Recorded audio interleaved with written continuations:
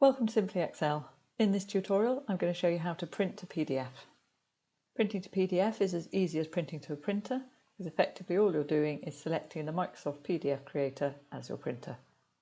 So let's look at how we do that. As always, there's a couple of ways you can access the print menu.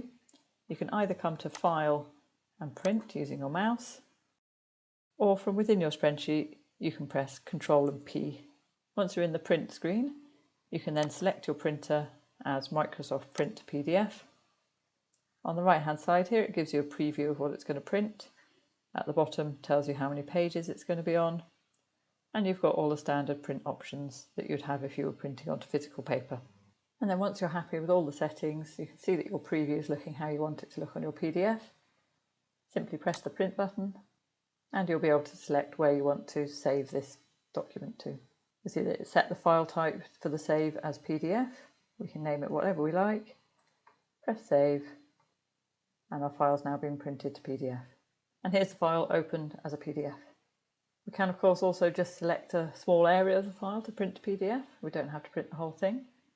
If, for example, we just wanted to print our table of data without our summary at the top, we can select that, use Ctrl and P, and in the settings here, choose to print only the selection. You'll see our summary has disappeared from the top, and we've just got our revenue data.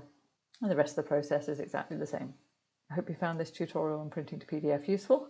Please like and subscribe to my channel for more Excel tips. Thanks for watching.